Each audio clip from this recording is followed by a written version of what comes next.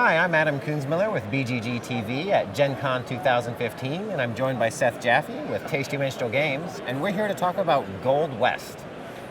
Yes, Gold West is our next upcoming Euro strategy kind of big box game. It's by J. Alex Kevern, and it's about prospecting in the Old West.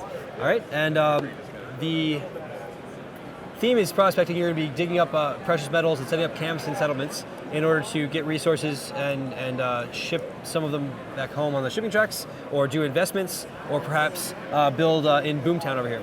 And the way that it works is through a mechanism that's a supply track that's based on Mancala, if you remember the old Mancala game. So the way that works, on your turn, the first thing you do is activate your supply line. So you pick up any bin you want and move all the pieces forward, dropping one off at a time until you get to the top. The next thing you do is use your metals. Like so there are three resources that are metals. There's copper, silver, and gold. When those go to the top, you can use them. You can use them to buy investments. So if you had 2 copper and 2 silver at the same time, these are the ones you get. The ones that come out the top are the ones you get to use this turn. You could totally buy an investment and get points, or you get some points and some action, some sort of ability. Second thing you could do instead of that is to buy an office in Boomtown. So you've got a grid here. So if I had a gold and a copper, I could either put an influence marker here and claim that endgame benefit, or on this one instead. And each of those tiles there are random every game, so there's different endgame bonuses to go for, and you can buy your way into Boomtown with some metals. The last thing you can do is, if you didn't want to do that, you can send the metals, ship them sort of back home and advance on these shipping tracks with these adorable stagecoaches. So I would move one space forward on the copper track and one space forward on the gold track. As you cross these lines, you get points. There will be tiles here that give you bonuses, and so you're kind of racing to these bonus tiles and getting points that way. Okay. The third thing you do on your turn is build or loot. So the metals, we talked about the metals, what they're for. The black and green cubes are ore and wood, and they're for building. So let's move this a bit. The board, which is not fully set up here, has a bunch of these tiles on it, and there's the ones next to the water are face up, and everything else should be face down. What you can do is, for either a black or a green, you can build a camp, and you can choose any of the face up tiles. Maybe I want to choose this one to put the camp on. What that does for you, it puts a camp into play with 2 points and stuff, and it gets you these resources, a gray and 2 gold, which you will then put in your supply track. If you put it in the top bin, you get 0 points, but you get to use them right away. If you put it in the first bin, you get 1 point. You don't get to get them, it's a little slower to get them. Put it all the way to the bottom, you get 3 points, but you'll have to walk them up there very slowly before you can use them. So if you do some planning ahead, you can get more points by putting them down here and start planning ahead, and you can only use the ones that come out on a given turn, and then you don't use them, you lose them. And now, you might do that to try and set up a big turn. That's right. You want to plan ahead and get a turn. These cards look like they can get pretty expensive. You need to get like 5 gold at one time for that to work. You have to set that up.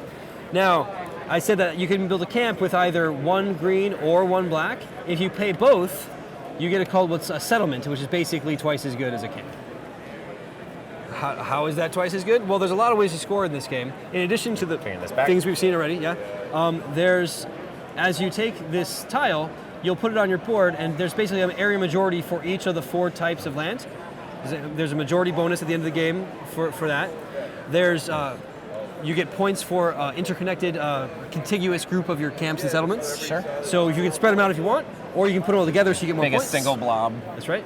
If you spread them out, you'll be going for these things. If you get a big blob, you're probably going to be spread out more here. You can get points from the end game from the Boomtown. Lots of different ways to go. Oh, and if you didn't have any black or green cubes, instead of building a settlement, you do what's called looting. You put your camp in the wanted space, which is sort of bad.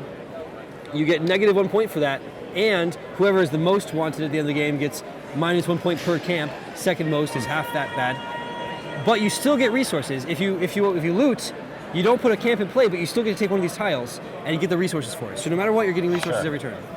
Oh, and I always forget to say, if you put a camp here, all these spaces next to it turn face up to make more things available. That's available. how you reveal. Yeah.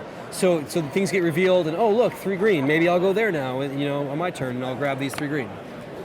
So that's basically it. All right. And so what determines the end of the game?